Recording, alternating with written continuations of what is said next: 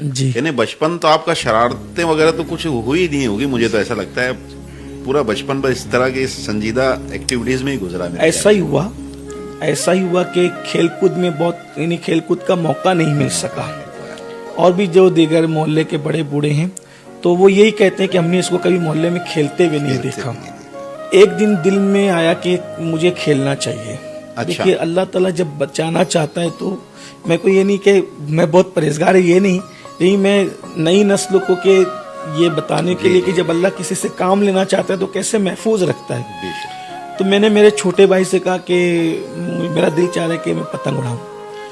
تو وہ پتنگ اڑا رہا تھا، تو میں کہا مجھے بھی دے، مجھے پتنگ اڑانے دے. تو اس نے بولا بھیا تجھے نہیں آتی پتنگ اڑاتے، اپنے یہاں تو مالیگاؤں کی بولی ایسی ہے. میں کہا کہ یار وہ مجھے کرنے دے.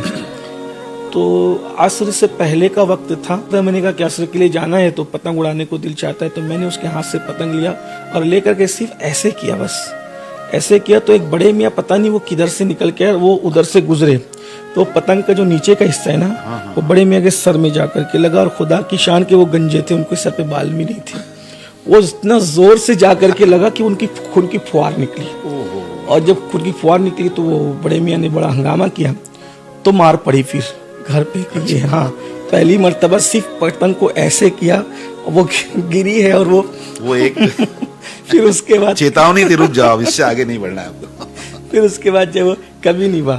پھر یہ کہ ایک مرتبہ ابا سے کہا کہ آپ جو ہے وہ میرے سب چھوٹے بھائیوں کو آپ نے رکشہ سکھا دی، مجھ سے چھوٹے ہیں، مجھے بھی رکشہ سکھاؤ. بولے میں تجھے رکشہ نہیں سکھاؤں گا، تجھے اسی فیلڈ میں رہنا ہے. تو رمضان شریف کا مہینہ تھا، وہی چھوٹے بھائی جس کے ساتھ پتنگ اڑانے کی کوشش، اس کو کہا کہ وہ ابا نہیں سکھا دے تو سکھا دے، تھوڑا شریر ہے وہ.